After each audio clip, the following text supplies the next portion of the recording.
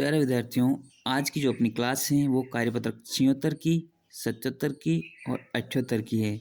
तो ये तीनों कार्यपत्रक अपन इसमें अच्छे से हल करेंगे और बहुत ही कम समय में मैं आपको अच्छे से हल कराऊंगा।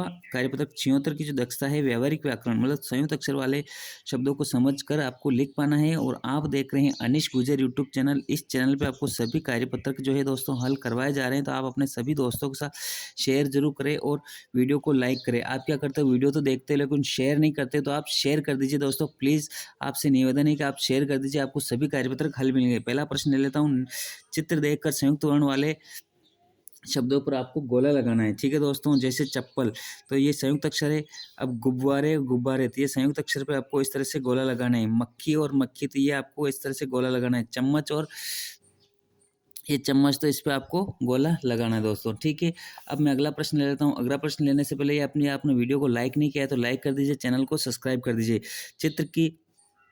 चित्र की पहचान कर संयुक्त वर्ण की सहायता से शब्द बनाना है। जैसे ये चाह, ये ताह, ये सा, ला और नी। ये बच्चा बना तो ये क्या बन जाएगा दोस्तों, पत्ता।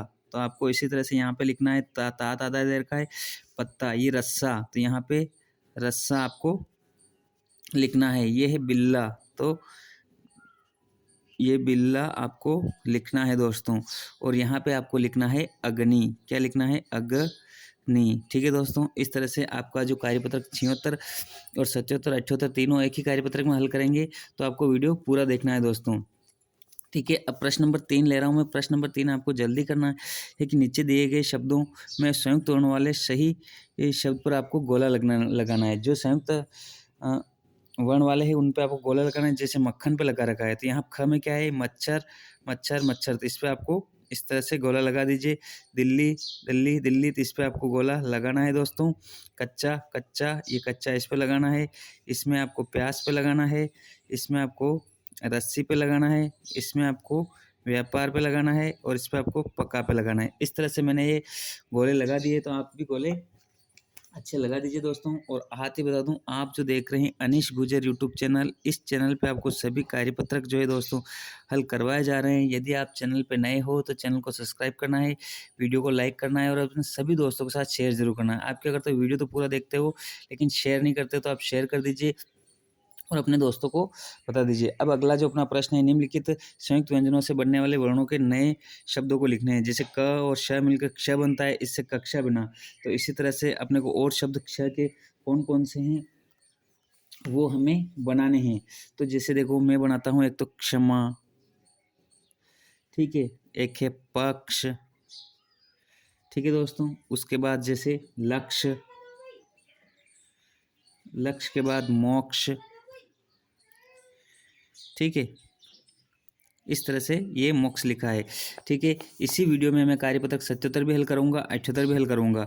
ये त और र मिलकर त्र बिना तो बिना मित्र। तो अपने को और शब्द बनाने हैं, जैसे नेत्र, नेत्र के बाद जैसे पत्रिका, पत्रिका के बाद पत्र, उसके बाद पुत्र। ठीक है, इस तरह से आप भी शब्द बना सकते हैं, नेत्र, पत्रिका, पत्र, पुत्र, क्षमा, पक्ष, लक्ष्य और मोक्ष। अब ज्ञ के ण जुड़ने से ज्ञानी बना है दोस्तों। तो ज्ञ से अपने को और भी जो शब्द बनते हैं, जैसे यज्ञ, ठीक है, ज्ञान, विज्ञान,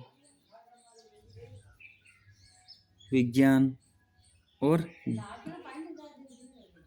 ज्ञात। ठीक है, इस तरह से अपने को ये लिखना है दोस्तों। ठीक है, अब श और र बन करके अपने को श बना, तो ये क्या बना, श्रम। ठीक है, क्या बना, श्रम। तो ये बना श्रमिक, यहाँ पे अपने को लिखना है श्रमिक। ठीक है, परिश्रम, ठीक है, परिश्रम, श्रीमान, श्रीमान और श्री गणेश। ठीक है, समझ में आ गया। इस तरह से आपको ये जो आप अपनी कार्यपुस्तिका में लिखना है, क्षमा, पक्ष, लक्ष्य, मोक्ष, नेत्र, पत्रिका, पक्ष, पुत्र, यज्ञ, ज्ञान, विज्ञान, ज्ञात, श्रमिक, परिश्रम, श्रीमान और श्री गणेश। ठीक है, इस तरह से अपने को अपनी कार्यपुस्तिका में लिखना है। अब कार्यपत्रक 77 ले लेते हैं। प्यारे विद्यार्थियों, हम आ गए हैं अब कार्यपत्रक 77 पे। इसकी जो दक्षता है दोस्तों, कहानी कविता को पढ़कर प्रश्नों के आपको उत्तर देना है। कहानी को पढ़िए और प्रश्नों के उत्तर दीजिए। रामू काका के बाग में इमली का पेड़ था। उस बड़े पेड़ में बहुत सारी इमली लगी थी। चीनी और भूरा इमली खाने रामू काका के बाग में गए। इमली तोड़ने के लिए उन्होंने पत्थर मारे, इमली तोड़ी। एक पत्थर खाट पर सोते हुए रामू काका को लगा। यह देख चीनी और भूरा बाग से भाग निकले। तो अब इसके जो प्रश्न हैं वो प्रश्न अपन हल करते हैं। इमली का पेड़ था बाग में, घर में, बाजार में या कहीं भी। तो रामू काका के बाग में लिख रखा है, तो बाग में ये यहाँ पर आपको राइट करना है। पत्थर लगा था रामू काका को, चीनी को, भूरा को, किसी को नहीं। तो रामू काका को पत्थर लगा था, तो आपको इसमें राइट करना है दोस्तों। अनिश गुजर यूट्यूब चैनल पे आपको सभी कार्यपत्र के जो हल करवाए जा रहे हैं। यदि आप चैनल पे नए हो तो चैनल को सब्सक्राइब करना है, वीडियो को लाइक करना है, सभी दोस्तों के साथ शेयर करना है।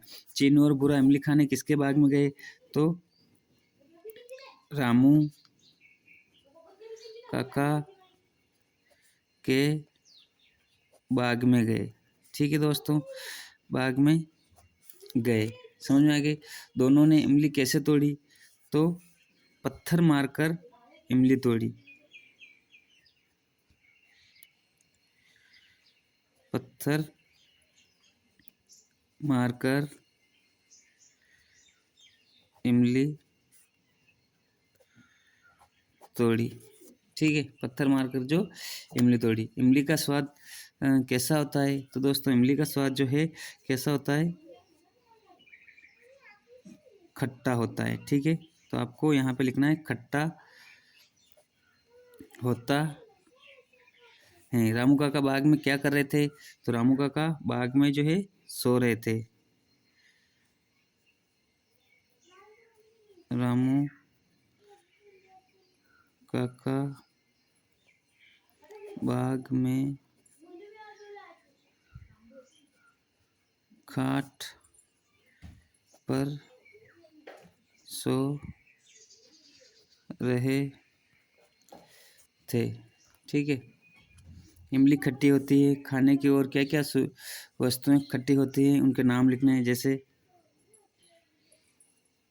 आंवला, बेर, ठीक है, संतरा। इसी वीडियो में हम कार्यपत्र का 78 भी हल करेंगे। संतरा, कच्चा आम, हाँ कच्चा आम क्योंकि पका तो मीठा होता है। कच्चा आम, नींबू, और क्या खट्टा होता है? आपको कमेंट बॉक्स में कमेंट करके बताना है कि आपकी तरफ कौन सी और खाने की चीज़ है जो खट्टी होती हैं। अगला प्रश्न है दोस्तों, अगला प्रश्न है चीनी और भूरा बाग से भाग निकले। इसके बाद क्या हुआ होगा? तो रामू काका उनके घर जाकर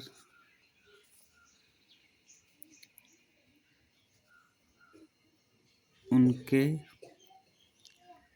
माता पिता से शिकायत की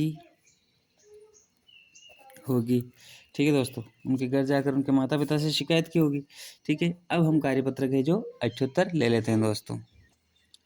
ये लीजिए दोस्तों, कार्यपत्र का 78 है। दक्षता इसकी है व्यावहारिक व्याकरण, मतलब समानार्थी शब्दों की पहचान करके लिख पाना। समान अर्थ वाले शब्दों को लिखिए। जैसे ये पाठशाला है ना, तो पाठशाला को विद्यालय से जोड़ रखा है। पाठशाला और विद्यालय आपस में समान होते हैं, तो उसी तरह से अपने को भी जोड़ना है। जैसे ताकत है तो ताकत और बल आपस में क्या होते हैं? समान होते हैं। भवन और मकान आपस में समान होते हैं। तारीफ और प्रशंसा आपस में समान होते हैं। इस तरह से आप भी अपनी कार्य पुस्तिका में जोड़ लीजिए दोस्तों। आप देख रहे हैं अनिश गुजर यूट्यूब चैनल, और इस चैनल पे आपको बड़ी मेहनत से इस तरह से वीडियो हल करवाए जा रहे हैं। तो यदि आप चैनल पर नए हो तो चैनल को सब्सक्राइब कर देना, वीडियो को लाइक कर देना, सभी दोस्तों के साथ शेयर कर देना। अगला प्रश्न ले लेता हूँ मैं। अगला प्रश्न है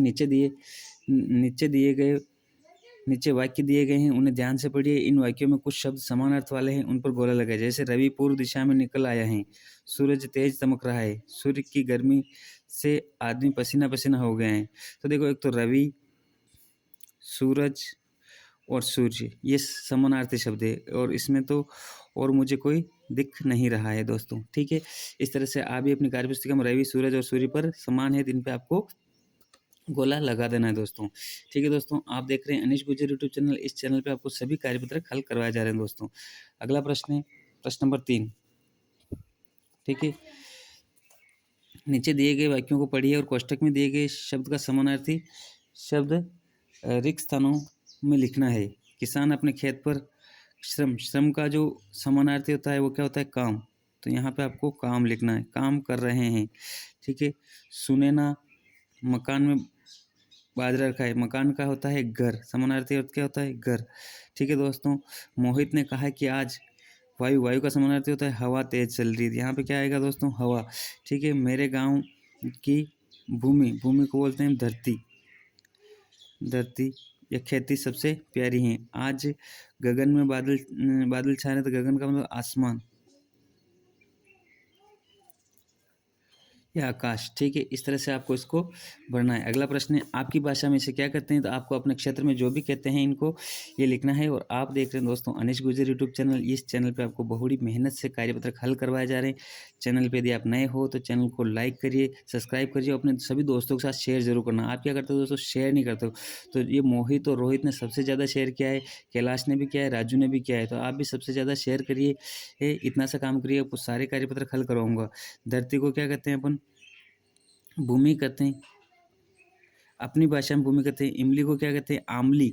वेरी गुड। आपकी भाषा आपके क्षेत्र में अलग कहते हैं तो आप मेरे को कमेंट बॉक्स में कमेंट जरूर करें। मोर को कहते हैं मोरियो। मोरियो। ठीक है, बकरी को कहते हैं साड़ी या टेटी। ठीक है, दोनों में से एक कहते हैं। ठीक है, घर को कहते हैं गहरी कहते हैं। ठीक है, बबूल को कहते हैं बोलियो। ठीक है दोस्तों, इस तरह से आपको कार्यपत्रक अच्छी हल किया है। अब अपन नेक्स्ट कार्यपत्रक भी हल करेंगे। तो आप दोस्तों अनीश गुर्जर यूट्यूब चैनल पे हैं तो अनीश गुर्जर यूट्यूब चैनल को आप सब्सक्राइब कर दीजिए, वीडियो को लाइक कर दीजिए और सभी दोस्तों के साथ शेयर कर दीजिए। बड़ी मेहनत से आपके लिए इस तरह के वीडियो बनाए जाते हैं दोस्तों। Thank you, have a nice day. मिलते हैं अगले कार्यपत्रक में।